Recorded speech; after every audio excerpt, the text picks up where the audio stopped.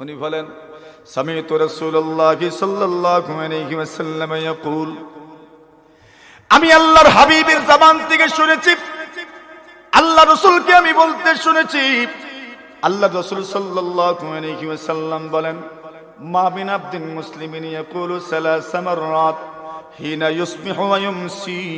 দুনিয়ার কোন মুমিন মুসলমান ইসমাইলপুরের হও আর মাতাবপুরের হও আর তুমি গাজীপুরের হও, যে কোনো জায়গার হও না কেন, রঞ্চাপের হও আর তুমি মনু হাসপাতালের হও, আল্লাহর রাসূল সাল্লাল্লাহু আলাইহি ওয়াসাল্লাম বলেন, মা মিন মুসলিমিন ইয়াকুলু সালাসা মাররাত, কোন মুসলমান পুরুষ হও নারী হও, যুবক হও যুবতী হও, বৃদ্ধ হও আর বৃদ্ধা হও, বুড়া হও আর বুড়ি হও, যেই হও না কেন, তুমি সুন্দর হও আর তুমি কালো হও, যে কোনো রঙের হোক, তুমি যদি সকাল বেলা সন্ধ্যা বেলা এই দুইটা বেলা যদি তুমি তিনবার করে পড়তে পারো, কি পড়তে পারো? রাসূলুল্লাহ সাল্লাল্লাহু আলাইহি ওয়াসাল্লাম বলেন, রাদিতু বিল্লাহি রাব্বাম ওয়া বিল ইসলামি দীনাম ওয়া বি মুহাম্মাদিন সাল্লাল্লাহু আলাইহি ওয়াসাল্লাম রাসূলান ওয়া নাবিয়্যা।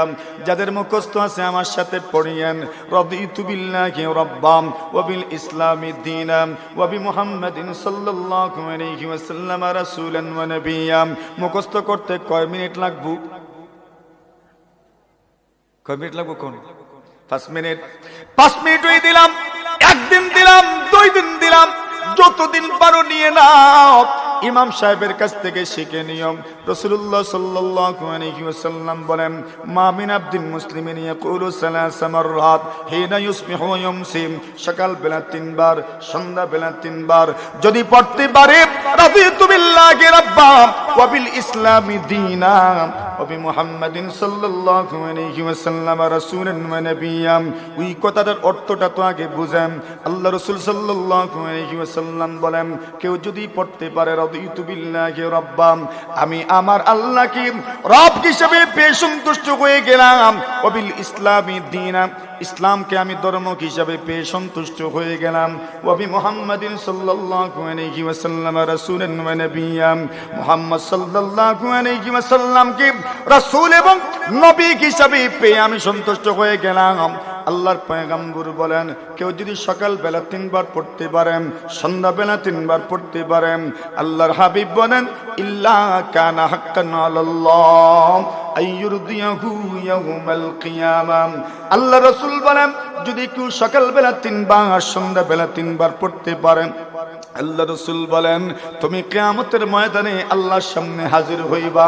আর সকাল বেলা 3 বার, সন্ধ্যা বেলা 3 বার পড়ার কারণে কিয়ামতের কঠিন ময়দানে আল্লাহ পরওয়ারদিগারে আলম তোমাকে সন্তুষ্ট করে দিবেন। সুবহানাল্লাহ। আল্লাহ আপনাকে সন্তুষ্ট করবেন কিয়ামতের দিন। কি পড়লে? রাদিতু বিল্লাহি রাব্বা ওয়া বিল ইসলামি দীনান ওয়া বি মুহাম্মাদিন সাল্লাল্লাহু আলাইহি ওয়াসাল্লাম রাসূলান ওয়া নাবিয়্যা। সকাল বেলা 3 বার, সন্ধ্যা বেলা 3 বার যদি পড়তে পারেন, আল্লাহ তাআলা আপনাকে সন্তুষ্ট করে দিবেন কিয়ামতের দিন। এইবার আল্লাহ যে সন্তুষ্ট করবেন, আল্লাহর সন্তুষ্ট করার অর্থ কি? এই হাদিস সাঈদ ইবনুল মুসাইয়্যিব রাহিমাহুল্লাহু তাআলা আবু হুরায়রা রাদিয়াল্লাহু তাআলা থেকে বর্ণনা করেছেন। আবু হুরায়রাকে সাঈদ ইবনুল মুসাইয়্যিব প্রশ্ন করেন, ওগো নবীর সাহাবী আবু হুরায়রা, আল্লাহ যে মানুষকে সন্তুষ্ট করবেন, এই সন্তুষ্ট করার অর্থ কি? আবু হুরায়রা রাদিয়াল্লাহু তাআলা বলেন, আল্লাহ সন্তুষ্ট করবেন এই কথার অর্থ হইল, আল্লাহ তাআলা তাদেরকে জান্নাতের মেহমান বানায় দিবেন। জোরে বলেন, কোন জায়গার মেহমান? কি পড়লে? মাশাআল্লাহ, বলেন বলেন বলেন। রাদিতু বিল্লাহি রাব্বান ওয়া বিল ইসলামি দীনান ওয়া বি মুহাম্মাদিন সাল্লাল্লাহু আলাইহি ওয়াসাল্লাম রাসূলান ওয়া নাবিয়্যা। এই কথাগুলো বেশি বেশি পড়ার দরকার। কেন পড়ার দরকার? এর কারণ হইল, সময় বড় নাজুক চলছে। এই সময় কত মানুষ আছে নিজের ঈমান ইসলামকে পর্যন্ত বিক্রি করে দিচ্ছে। কথা বলে ঠিক না? শুধু এক আল্লাহর ইবাদত করছে যে এমন নয়, সে অনেক মূর্তিদের পক্ষেও কথা বলে। কথা বলেন ঠিক না? এমন মানুষও তো তৈরি হতে যাচ্ছে। এজন্য তার মনে এটাকে ঢুকানোর দরকার, বদ্ধমূল করা দরকার। রাদিতু বিল্লাহি রাব্বা, আমি এক আল্লাহকে রব হিসাবে পেয়ে সন্তুষ্ট। কথা বলেন ঠিক না? আমি এক আল্লাহকে রব হিসেবে পেয়ে সন্তুষ্ট। কেউ যদি এই স্লোগানটা প্রতিদিন যদি বলতে পারে তার ঈমান মজবুত হবে, তার ঈমান দৃঢ় হবে। 2 নম্বর ওয়াবিল ইসলামি দীনা, এই দুনিয়াতে কিছু মডারেট মানুষ তৈরি হয়েছে যারা নিজেদেরকে মুসলমান পরিচয় দিতে লজ্জাবোধ করে। কথা বলেন ঠিক না ঠিক? এরা এত উদার চিন্তার হয়েছে, এত উদার হয়েছে যে এরা নিজেদেরকে মুসলমান পরিচয় দিতে লজ্জাবোধ করে, সে তাকে উদার হিসাবে পরিচয় দিতে স্বাচ্ছন্দ্য বোধ করে। এজন্য এরা নতুন করে একটা স্লোগান বের করেছে, আমরা প্রথমে বাঙালি। আরে কথা বলেন, কি স্লোগান বাহির করছে? আমরা প্রথমে কি বাঙালি পরে মুসলমান। আরে না না, হয় না স্লোগান, আমরা প্রথমে মুসলমান এরপরে আমরা বাঙালি। কথা বলেন ঠিক না? প্রথমে কি? জোরে বলেন, প্রথমে কি? মুসলমান, এরপরে বাঙালি, প্রথমে বাঙালি। এই কথা বলে অনেক কিছুকেই জায়েজ করার চেষ্টা করা হয়েছিল যেগুলো ইসলামের সাথে সাংঘর্ষিক হবে। ওগুলো নিয়ে তুমি টেনশন করিও না, কেন তোমার তো প্রথম পরিচয় হচ্ছে তুমি একজন বাঙালি। সুতরাং বাঙালি সংস্কৃতি যদি ইসলামের বিরুদ্ধেও যায়, তুমি যেন মেনে নিতে পারো, এই মন মানসিকতা তৈরি করার জন্য আপনাকে শেখানো হয়েছে আমি প্রথমে বাঙালি। কিন্তু আমাদেরকে শেখানো হচ্ছে না না, আমাদের প্রথম পরিচয় হচ্ছে আমরা মুসলমান। কথা বলে ঠিক না? সুতরাং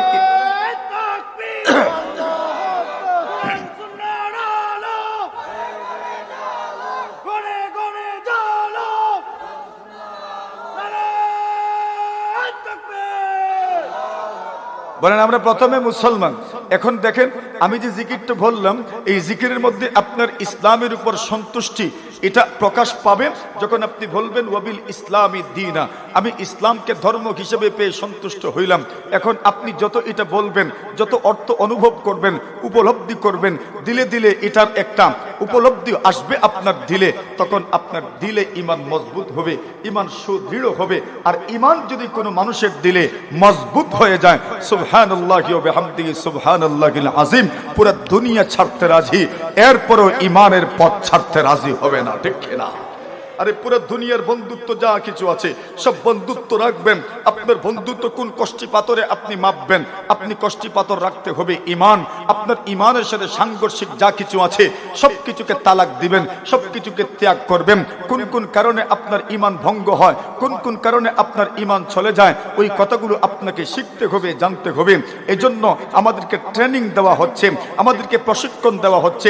তুমি সকালবেলা একবার বলো ওয়াবিল ইসলামি দীনা, সন্ধ্যা আবার বলো ওয়াবিল ইসলামি দীনা, আমি ইসলামকে ধর্ম হিসেবে পেয়ে সন্তুষ্ট।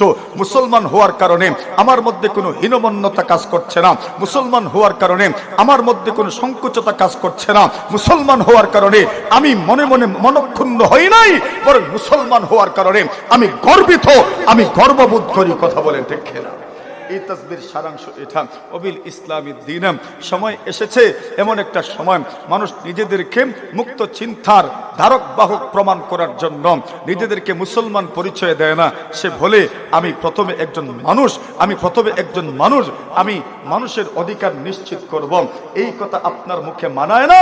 ইসলামের চাইতে মানবাধিকারের ব্যাপারে এত সুচ্ছা ভূমিকা দুনিয়ার অন্য কোনো ধর্ম রাখতে পারে না। ঠিক না? সবচেয়ে বেশি মানবাধিকারের সবচেয়ে কাছের নয়, একদম মানবাধিকার মানেই হচ্ছে ইসলাম। ইসলাম আর মানবাধিকার একটা আরেকটার চেয়ে অবিচ্ছেদ্য নয়, অবিচ্ছিন্ন নয়, একটা আরেকটার সাথে এমন কানেক্টেড যে একটার সাথে আরেকটার সম্পর্ক এমন গাঢ়। যেখানেই ইসলাম আছে সেখানেই মানবাধিকার আছে। কথা বলেন ঠিক না? মানুষ আজকাল কথায় কথায় মানবাধিকারের স্লোগান দেয়, মানবাধিকার নিশ্চিত করার জন্য সকলকে বলে। আরে মানবাধিকার বলতে কি? দুনিয়াতে সব মানুষের অধিকার সমান হয় না। একটা ছোট্ট ছেলের অধিকার আর একজন বড় মানুষের অধিকার কখনো সমান হতে পারে না। নিম্নাঞ্চলের মানুষের অধিকার আর উপরাঞ্চলের মানুষের অধিকার সমান হতে পারে না। যারা নিম্নাঞ্চলে থাকবে এদের জন্য বাঁধ নির্মাণ করে পানি আপনার বন্ধ করে দেওয়া, পানি আটকানো তাদের জন্য অধিকার। কিন্তু উপরাঞ্চলে যারা আছে এদের জন্য বাঁধ কেটে পানি নিষ্কাশনের ব্যবস্থা করা তাদের জন্য অধিকার। কথা বলেন? সব যুগের মানুষের অধিকার কি নয়? সমান নয়। সব স্থানের মানুষের অধিকার সমান নয়। স্থান কাল পাত্র ভেদে মানুষের অধিকারের মধ্যে পরিবর্তন আসে। সময়ের পরিবর্তনে মানুষের অধিকারের মধ্যে পরিবর্তন আসে। স্থানের পরিবর্তনে মানুষের অধিকারে পরিবর্তন আসে। ঠিক এইভাবে কোন মানুষের মিজাজ মর্জির দিকে লক্ষ্য করে তার অধিকারের মধ্যে পরিবর্তন আসতে পারে। সব মানুষ তো আর এক জাতের মাটির তৈরি নয়। রাসূলুল্লাহ সাল্লাল্লাহু আলাইহি ওয়াসাল্লাম বলেন, পুরো দুনিয়ার মধ্যে জাপটা দিয়েছেন, পুরো দুনিয়া থেকে মাটি সংগ্রহ করা হয়েছে। পুরো দুনিয়া থেকে মাটি সংগ্রহ করে এই দুনিয়ার মাটি সব জায়গাতে যে নরম এমন তো নয়। কিছু জায়গার মাটি তো শক্ত আছে, কিছু জায়গার মাটি তো কঙ্কর মিশ্রিত আছে, কিছু জায়গার মাটি তো কালো, কিছু জায়গার মাটি তো সাদা, কিছু জায়গার মাটি তো লাল বর্ণের, কিছু জায়গার মাটি তো হলুদ বর্ণের। আল্লাহ রাসূল বলেন, ফাজা বানু আদম আলা কদরিল আরদি। আল্লাহ রাসূল সাল্লাল্লাহু আলাইহি ওয়াসাল্লাম বলেন, জমিনের মধ্যে যত প্রকার আছে, মাটির মধ্যে যত প্রকার আছে, মানব জাতির মধ্যে তত প্রকার আছে। আছে না? কিছু মানুষ নরম, কিছু মানুষ একদল মানুষ নরম তো আরেকদল মানুষ গরম। একদল মানুষের মেজাজে নম্রতা আছে, আরেকদল মানুষের মেজাজে আপনার দেখবেন একটু ঘরমাই আছে। কেন? আল্লাহর জমিনে যে মাটি আছে, ওই মাটিও কোন জায়গার মাটি নরম, কোন জায়গার মাটি শক্ত। আল্লাহ কারে কোন মাটি দিয়ে বানাইছে বলতে পারবে? এটা তো বলার সুযোগ নেই। কোন জায়গার মাটি হইল সুন্দর, এজন্য দুনিয়ার মানুষের মধ্যে একদল মানুষ সুন্দর। কোন জায়গার মাটি হইল লাল, এজন্য দুনিয়ার কোন মানুষ এরাও লাল বর্ণের। কিছু মানুষ আছে লাল সাদা মিশ্রিত, কিছু মানুষ আছে বাদামি রঙের। আমরা কোন রঙের? কোন কালারের? আরে মাটির অরিজিনাল কালারের হইলাম আমরা। আর কথা বলে ঠিক না ঠিক? মাটির অরিজিনাল কালারের হইলাম আমরা। তাহলে মানুষের মধ্যে ভিন্নতা আছে, রঙে ভিন্নতা আছে, মিজাজে ভিন্নতা আছে। সুতরাং সব মিজাজের মানুষের অধিকার সমান নয়, সব জায়গার মানুষের অধিকার সমান নয়। এই জন্য ইসলাম মানুষের মৌলিক অধিকার নিশ্চিত করেছে। ইসলাম মানুষের মৌলিক অধিকার নিশ্চিত করেছে। জাতি ধর্ম বর্ণ নির্বিশেষে সবার জন্য প্রথম নম্বরের অধিকার হচ্ছে তার বেঁচে থাকার অধিকার। কোন অধিকার? বলেন বলেন, কোন অধিকার? একটা মানুষ জন্ম নিবে, তার প্রথম অধিকার হলো কি? বেঁচে থাকতে দিতে হবে, সুন্দর একটা পরিবেশ তাকে দিতে হবে যেন বেঁচে থাকতে পারেন। সুতরাং একজন মানুষের জীবনের প্রথম মৌলিক অধিকার হচ্ছে বেঁচে থাকার অধিকার। লক্ষ্য করে দেখেন ইসলাম এই ব্যাপারে কি বক্তব্য দিয়েছে। ইসলাম বলেছে, তুমি যদি ইচ্ছাকৃত কোনো মানুষকে হত্যা করো, তুমি যেন গোটা মানব সম্প্রদায়কে হত্যা করো। ইসলামের বক্তব্য সুস্পষ্ট। আপনি অযাচিত ভাবে, অনৈতিক ভাবে, তো আপনি অনর্থক ভাবে, অযাচিত ভাবে, জুলুম অন্যায় ভাবে কোন মানুষকে আপনি হত্যা করতে পারবেন না। যদি করেন, একটা মানুষকেই হত্যা করেন নাই, গোটা মানব সম্প্রদায়কে আপনি হত্যা করেছেন। ঠিক না? এখন দেখেন তো,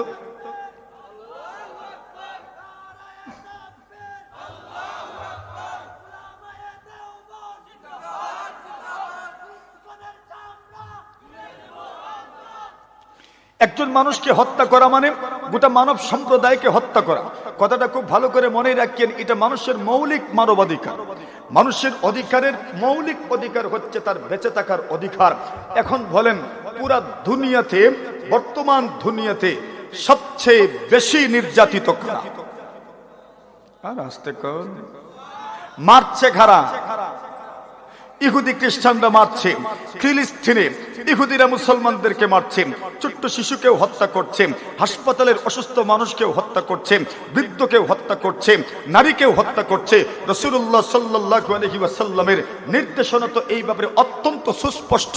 রাসূল সাল্লাল্লাহু আলাইহি ওয়াসাল্লাম নিষেধ করে দিয়েছেন, নাহা রাসূলুল্লাহ সাল্লাল্লাহু আলাইহি ওয়াসাল্লাম আন কাতলিন নিসাই ওয়াস সিবিয়ান।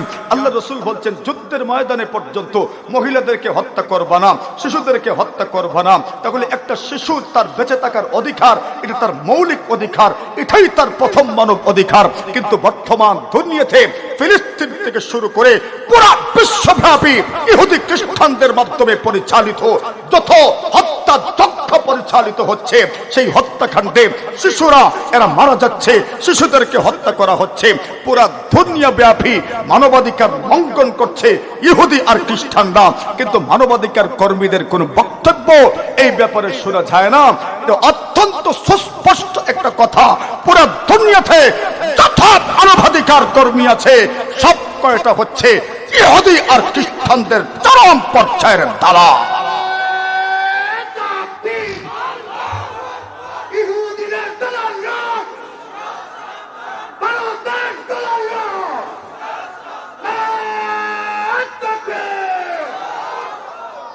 আমার কথা বুঝিয়েন, আমি যেই কথাটা বলছি মানবাধিকার বলতে কি। দুনিয়ার মানুষ এখন প্রশ্ন করে ইসলামের প্রশ্নে মানবাধিকারের ব্যাপারে আপনি ইউরোপিয়ানদের বক্তব্য শুনবেন, এরা মানবাধিকার প্রতিষ্ঠার ক্ষেত্রে গুরুত্ব প্রদান করেন, নারী অধিকার প্রতিষ্ঠার ক্ষেত্রে গুরুত্ব প্রদান করেন। এই বক্তব্যগুলো তারা পদে পদে এই বক্তব্যগুলো আমাদের সামনে নিয়ে আসে। আরে মানবাধিকার বলতে কি? মানুষের মৌলিক অধিকার তার বেঁচে থাকার অধিকার। সেই বেঁচে থাকার অধিকারটাই যদি সে পায় না, তাহলে আপনি কি রক্ষা করলেন? কথা কই না, ঠিক না ঠিক? কি রক্ষা করেছেন? মানুষের অধিকার কোনটা আপনি রক্ষা করেছেন? তাকে বেঁচে থাকতে দিলেন না। মানুষের 2 নম্বর মৌলিক অধিকার হচ্ছে তার সম্পদ রক্ষার অধিকার। কি রক্ষার অধিকার? সম্পদ রক্ষার অধিকার। এখন দেখেন, একজন মানুষ তার পৈতৃক ভিটেমাটি হারা হচ্ছে। মিয়ানমারে যে জেনোসাইড চলেছিল আপনার 2017-তে, কার না স্মরণ আছে? সবারই তো ওই কথাটা স্মরণ আছে। সেখানে মুসলমানদেরকে আরাকান থেকে তাদের বস্তাদের ভিটেমাটির থেকে উৎখাত করা হয়েছে। এমনকি পুরো বিশ্বব্যাপী অনেক মানুষকে তাদের ভিটেমাটির থেকে উৎখাত করা হচ্ছে। কেন? একমাত্র কারণ হচ্ছে এদের অপরাধটা হচ্ছে এরা মুসলমান, এরা ইসলাম ধর্মে দীক্ষিত।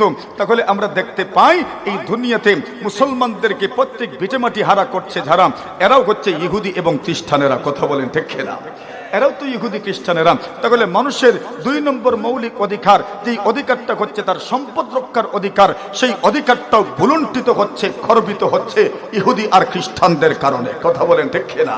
তাহলে বলুন তো, মানবাধিকার লঙ্ঘনের অপরাধে যদি কেউ দণ্ডিত হয়, তাহলে ইহুদি খ্রিস্টানদেরকেই তো প্রথমে দণ্ডিত করা দরকার। কিন্তু এরা আমাদেরকে সবক শোনায়, আমাদেরকে এরা সবক দেন, আমাদেরকে এরা সবক শোনায়। মেরে মুহতারাম হাজিরিনে কেরাম, তাহলে মানুষের বেঁচে থাকার অধিকার কথাটা মনে রাখি। ওয়াবিল ইসলামী দীনাম, রাসূলুল্লাহ সাল্লাল্লাহু আলাইহি ওয়াসাল্লাম বলেন, আপনি আপনার ইসলামটাকে কিভাবে, আপনার ইসলামকে আপনার অন্তরে বদ্ধমূল করবেন, সিরার মধ্যে বদ্ধমূল করবেন। এই জিকিরটা, এই তাসবিহটা আপনি বারবার পড়বেন। ওয়াবিল ইসলামী দীনা ওয়াবি মুহাম্মাদিন সাল্লাল্লাহু আলাইহি ওয়াসাল্লাম রাসূলান ওয়া নাবিয়্যা। আপনি বলবেন, আমি মুহাম্মদ সাল্লাল্লাহু আলাইহি ওয়াসাল্লামকে রাসূল এবং নবী হিসেবে পেয়ে আমি সন্তুষ্ট হইলাম। মুহতারাম হাজিরিনে কেরাম, এই জন্য আপনার ঈমান ও ইসলামকে মজবুত করা দরকার। এত উদার চিন্তার, মুক্ত চিন্তার ধারক না হয়ে ঈমান ইসলামের খোঁজ খবর নেওয়ার দরকার আছে না নাই? কথা বলেন। আল্লাহ তাআলা আমাদেরকে তৌফিক দান করুন। মেহমান এসেছেন, গুরুত্বপূর্ণ বয়ান করবেন। সবাই বয়ান অত্যন্ত ধৈর্যের সাথে শুনবেন, উপলব্ধি করবেন, অনুভব করবেন, নিজের জীবনে এই কথাগুলোর বাস্তবায়নের চেষ্টা করবেন। আল্লাহ তাআলা আমাদেরকে কবুল করুন, মাহফিলকে কবুল করুন। আমাদের সবার জন্য এই মাহফিলকে নাজাতের জারিয়া হিসেবে আল্লাহ তাআলা কবুল করুন। আমিন। ওয়া আখিরু দাওয়ানা আনিল হামদুলিল্লাহি রাব্বিল আলামিন। আসসালামু আলাইকুম ওয়া রাহমাতুল্লাহি ওয়া বারাকাতুহু।